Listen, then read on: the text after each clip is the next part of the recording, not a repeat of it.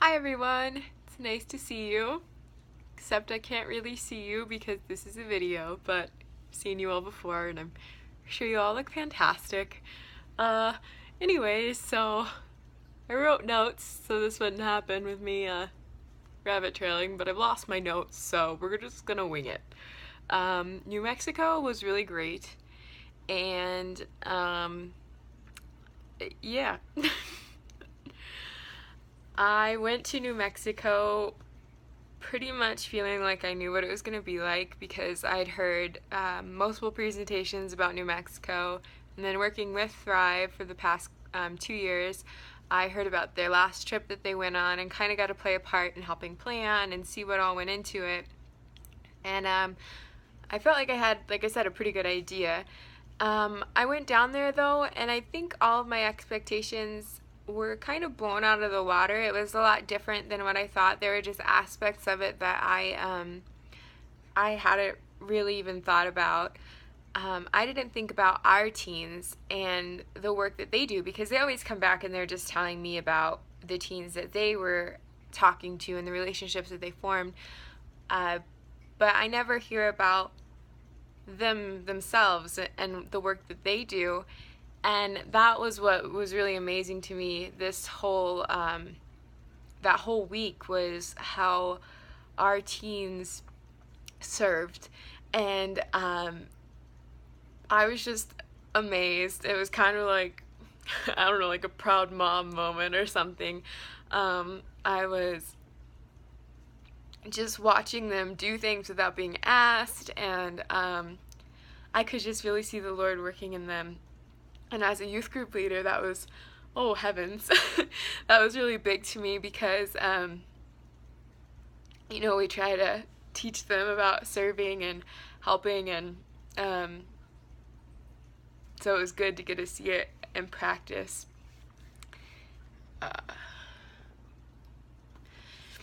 And so that was really cool for me.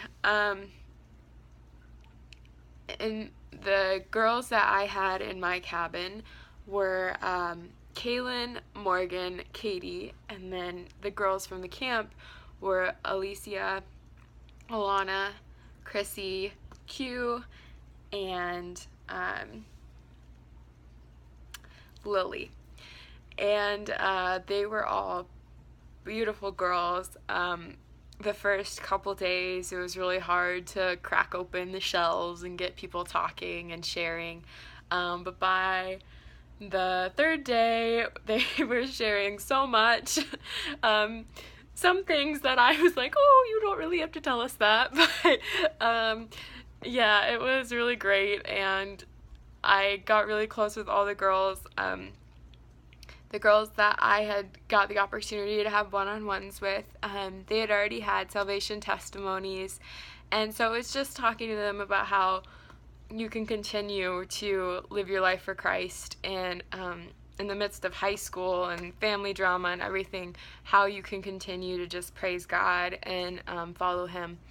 So that was really cool, and it was cool for me too because as I was giving them ideas and telling them what I would do, they were giving me feedback, and it was reassuring to me to hear what they had to say. It seemed like they already had the tools, and they really knew what they needed to do to live a life for Christ, which was really encouraging. So the big thing that happened when I was at camp was I had a teaching job, and I'm just going to share this with you because I feel like people have been asking me to, so I'm going to just kind of tell you what happened, and, oh, I'm saying so much, I'm sorry. And I'm just going to explain how it all happened so you guys can have a better picture, because it happened really quickly and then I was gone. So when I got back from New Zealand, I had been praying for a teaching job. I had been praying that I would get a teaching job locally because I felt like there was a lot of work for me to do at Slater, actually, and helping with VBS and the youth group. And so I was just praying to stay close to the area, and I told the Lord, I said, and if you want me to teach out of state, you're just going to have to let it fall in my lap because I'm not going to apply out of state. I'll just be applying to the jobs in the area, and if you could just open the door, that would be fantastic. And so that was my prayer, and I had talked to other people about it and what I was doing and how I was praying, and they seemed like it was a good thing, and so if I was supposed to teach somewhere else, it would be very clear since that was my prayer. And anyway, so I went down to New Mexico. Like I said, no expectations of getting a teaching job. I was there to help out the teens and watch them grow and be of service to them and however I could. And I got to talking with a lady in the kitchen, Diane Woods, and she's a secretary at a school, an elementary school in Winslow, Arizona. And she was talking to me about what I was doing in school, and I told her I just graduated with my teaching degree.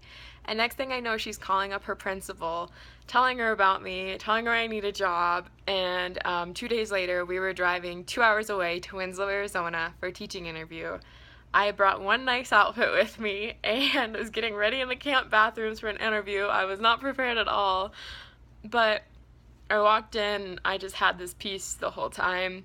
I sat down across from the principal and another first grade teacher.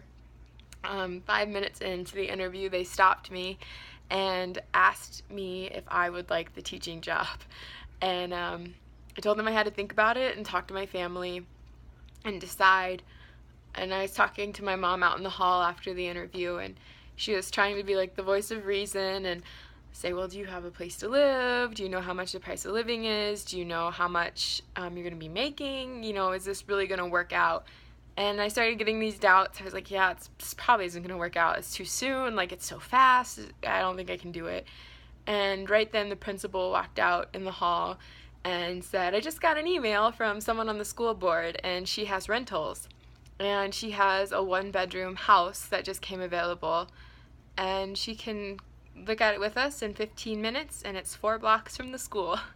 And so 15 minutes later, I was looking at a house and talking price and everything, and it was just amazing how it all worked out. Even this little detail is kind of cool, and I didn't realize it as much until I got down here, but this is a year-round school. The teachers also teach physical education, and those were the 2 major things that happened in New Zealand. It was a year-round school. I was taught how to teach physical education.